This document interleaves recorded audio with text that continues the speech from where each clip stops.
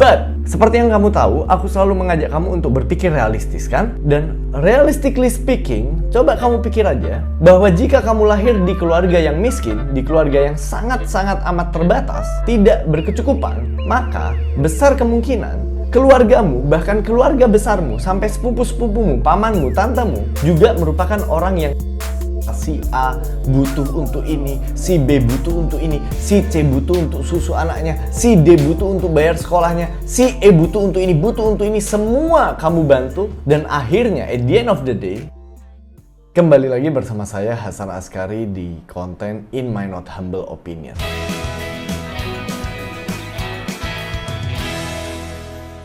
Belakangan ini aku ngelihat ada satu hal yang viral di media sosial, di akun drama.sosialmedia yang ngebahas soal ibu-ibu yang bekerja sebagai TKW, TKI selama 40 tahun di Malaysia, uangnya dihabisin sama anaknya, lalu rumahnya dijual sama anaknya, lalu ibunya dibawa ke panti jompo sama anak yang sama. 40 tahun uang kerja di Malaysia itu dihabisin sama anaknya. Dan kamu tonton videonya terlebih dahulu. Guys, penjemputannya guys, ke panti jompo guys. Ya, harus sehat, di sana banyak temennya. Ya pamitan dah sudah semua. Pamitan dah. 40 tahun ke Malaysia guys, uangnya dihabiskan sama anaknya. Ini penjemputannya guys.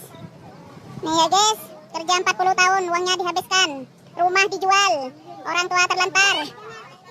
Iya. Biar tahu kalau anaknya ada genasul itu, biar tahu. Biar tahu, 40 tahun kerja enggak ada hasil.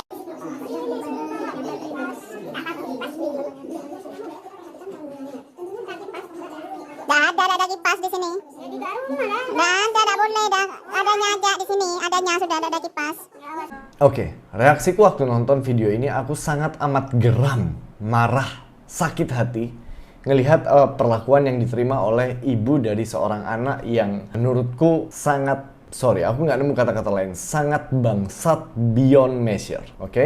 Tapi aku nggak tahu informasi yang ada di sini itu apa sepenuhnya benar, atau aku nggak tahu sebagian sisi ceritanya, but anyway, tetap aku tidak bisa justifikasi perbuatan dari anak tersebut. Nah, itu cerita yang pertama. Yang kedua adalah cerita dari salah satu orang yang udah aku anggap sebagai adikku sendiri. Dia orang dengan keterbatasan fisik, dia mengalami stroke di usia muda 14 tahun, sekarang dia udah 21 tahun atau 22 tahun. Dia sekarang bekerja, akhirnya setelah perjuangan lebih dari 2 tahun mungkin di Surabaya, dia orang luar pulau, dia akhirnya bekerja. Aku ulangi ya, si anak ini stroke setengah, jadi dia tidak bisa menggerakkan tangan kanannya, kaki kanannya, oke? Dia nyetir motor aja, setir motornya diganti di sebelah kiri, dimodifikasi. Dan waktu itu dia kerja sebagai Shopee Food, delivery service. Lalu sekarang dia mendapatkan pekerjaan yang lebih pasti dan mendapatkan gaji di atas UMR, and I'm so happy for him, right? Lalu tiba-tiba abangnya meminta dia untuk mencicil kredit laptop gaming. Lalu abangnya bilang, kamu beli ini aja buat jangka panjangnya. Ini penting buat kamu, ini buat editing yang berat-berat bisa, dan buat main game yang berat-berat juga bisa. Pertanyaanku satu, siapa yang bisa main game dengan satu tangan anjir? Siapa? Siapa yang bisa editing video dengan satu tangan? Dia mau berkompetisi sebagai freelancer editor video misalnya, ya pasti kalah cepet lah produksinya. Ya pasti dia punya banyak keterbatasan. Lalu abangnya bilang untuk masa depanmu itu untuk jangka panjang dan sebagainya. Dan ini laptopnya bakal awet. Laptop gaming 15 juta. Aku lanjutin lagi.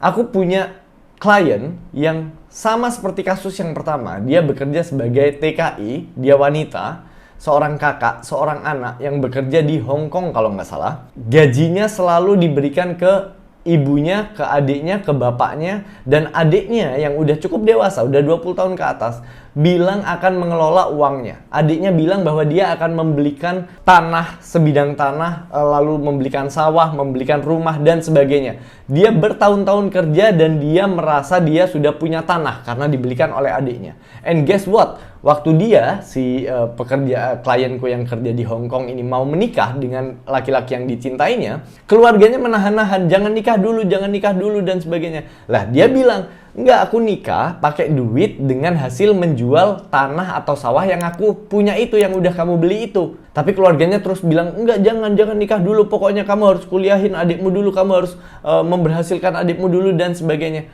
Sampai lama-kelamaan akhirnya terbongkar bahwa adiknya tidak pernah membelikan tanah maupun sawah maupun rumah seperti yang dia sampaikan.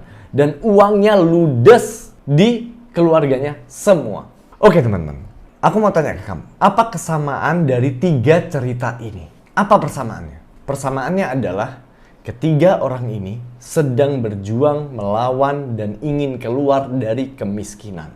Dan kalau kamu pikir keluar dari kemiskinan itu sesuatu yang mudah, hanya membutuhkan kerja keras, oh no.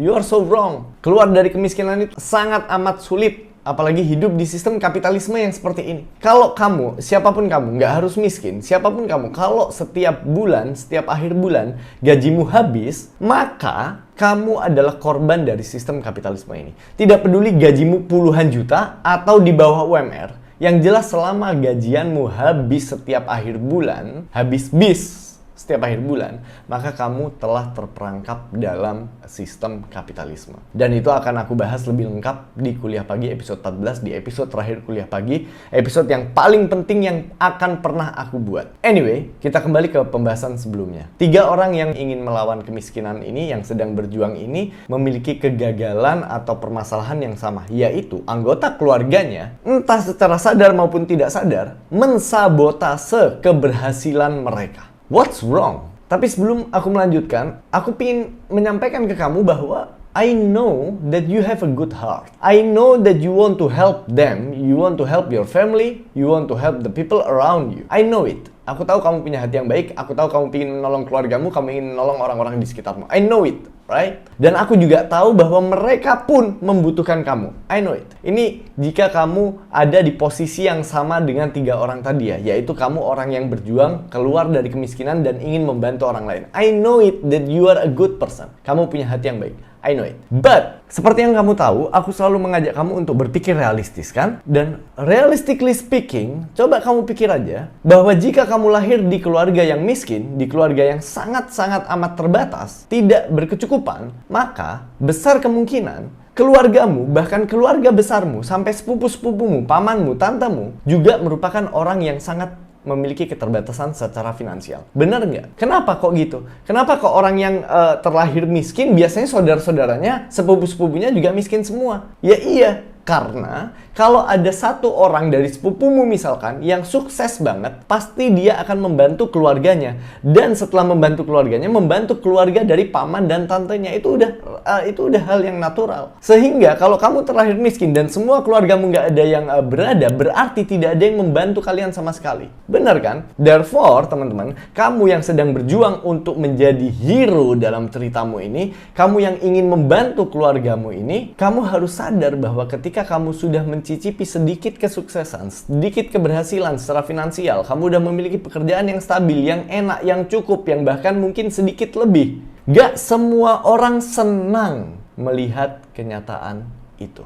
Kenapa? Karena kita tidak hidup di dunia yang ideal. Kita tidak hidup di dunia di mana kita hidup bersama para malaikat yang hatinya putih suci, nggak punya hawa nafsu dan nggak punya keburukan. Secara natural, realistically speaking, sebagian orang itu memiliki insecurity di hatinya. Sehingga kesuksesanmu memicu insecurity mereka dan membuat mereka iri hati. Sebagian orang lainnya memiliki kedengkian dalam hatinya. Sehingga ia ingin mensabotase keberhasilanmu. Sebagian orang lainnya merupakan orang yang oportunistik sehingga dia selalu mencari celah kapan dia bisa memanfaatkan keberhasilanmu atau uangmu. Lalu sebagian orang lainnya adalah orang yang benar-benar pemalas sehingga dia hanya menunggu dan menunggu kapan kamu akan membantu mereka. Dan you know what? Yang paling menyedihkan, sebagian orang benar-benar tidak tahu diri. Dia adalah orang yang menganggap kebaikanmu, sesuatu yang kamu berikan pada mereka sebagai kebaikan, dianggap kewajiban. Dan yang ingin aku sampaikan, ketika kamu ingin membantu mereka, membantu orang-orang menyebalkan ini, justru adalah hal yang akan membuatmu gagal dalam proses kamu berjuang melawan kemiskinan. Kenapa gagal? Karena uangmu selalu habis, bahkan kamu tidak sempat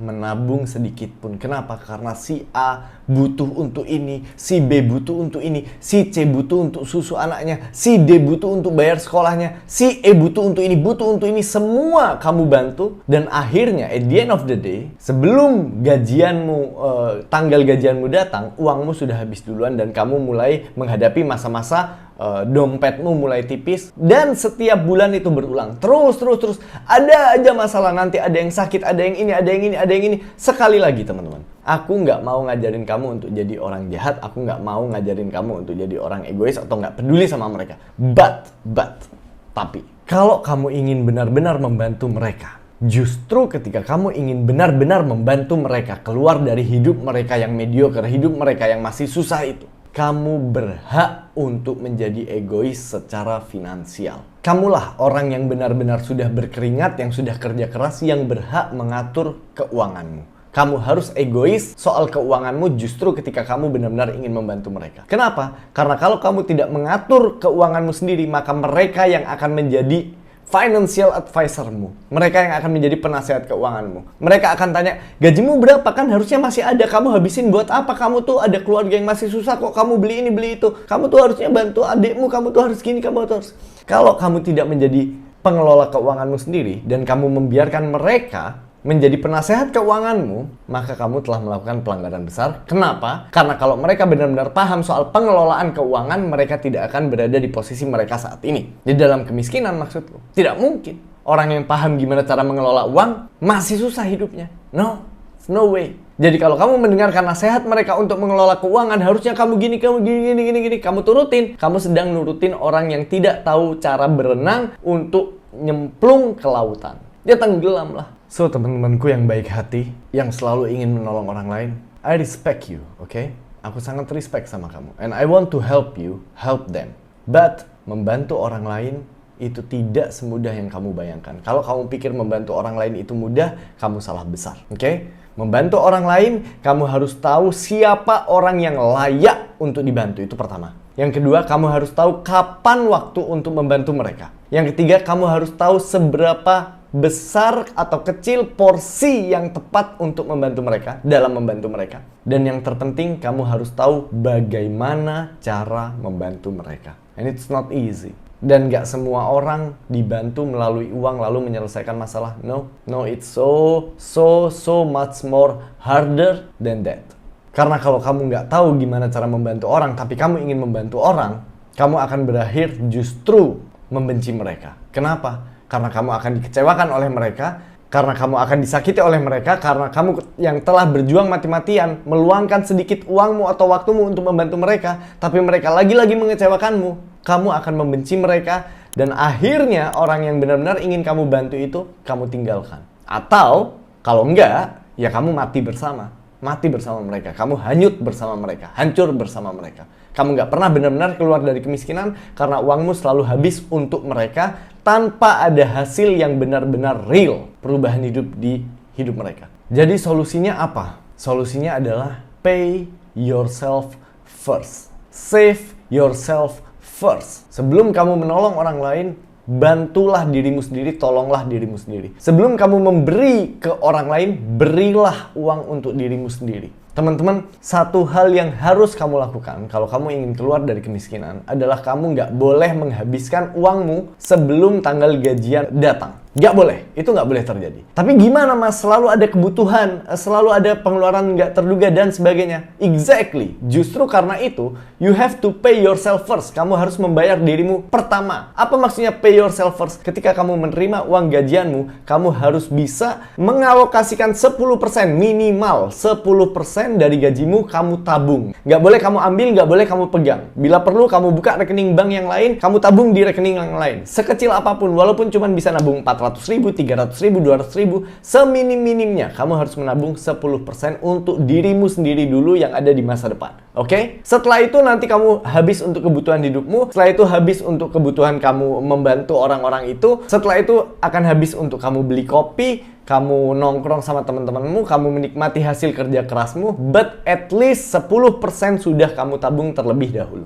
Oke? Lalu step berikutnya, yang juga akan menjadi step terakhir, Setelah kamu berhasil menabung selama 1 tahun atau 2 tahun, terkumpul uang yang lebih besar dari 2 kali gajimu, kamu berpikir gimana cara menggunakan uang itu untuk melipat gandakan atau menambahkan uangmu yang sebelumnya.